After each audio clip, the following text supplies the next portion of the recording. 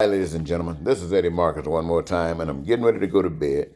I know you're tired of receiving posts from me if you subscribe to my page, and I'm just as tired of sending these things to you because for 36 years I've been doing this, and to no avail. So let's hope that this last message that I'm doing right now will be sufficient for the cause. I entitled it The Message to the Slaves and the Masters. Now, who are the slaves? The slaves are those that depend on approval from others for their actions. And who are the masters? The masters are those that offer approval for the concerns of the slaves. We know who the slaves are, and we know who the masters are. Now, there are a set of concerns that are common amongst every slave, and there are a set of concerns that are common amongst every master. There are a set of needs, wants, and desires that the slaves want, the masters will never approve. Whether it's in a state of democracy, communism, socialism, dictatorships, or any other, the masters will not concur.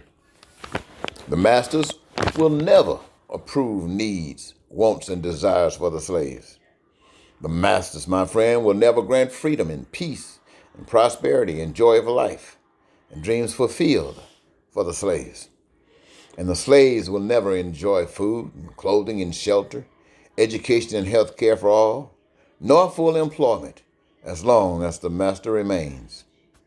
Now, to keep the slaves in line, the master will grant some of the privileges to some of the slaves, creating mistrust between some of the slaves. So they argue between themselves, blaming one another and keeping focus off the masters.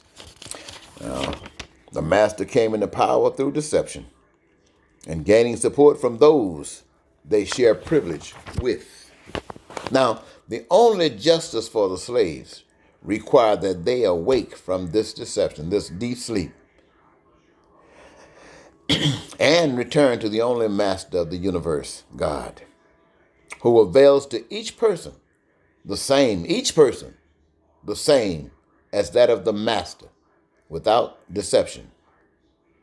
Now, this coronavirus, it either appeared from nothing to punish master and slave, the master by revealing there is no true power in them to the slave, by exposing the inability of the master to save them.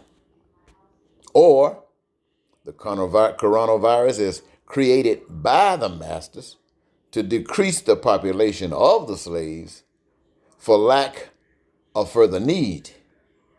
In any event, the slave will never experience justice until they awake.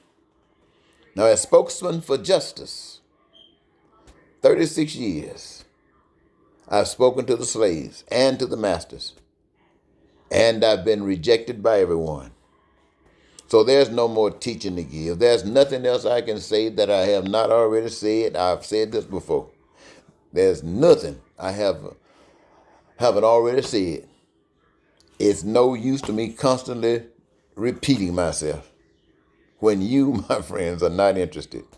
So I guess the only thing we got going for us now is if the coronavirus came out of nothing to punish master and slave, it'll do its job. Or if it is created by the master just to get rid of some of us so that power can be, magnified. Well, until we wake up, ladies and gentlemen, we will, I'm telling you, until we wake up, whether we wake up by nature, punishment, or whether we wake up because we're tired, until we awake and turn to God, there's nothing else I can say. But I want to thank you for giving me this your time. Goodbye.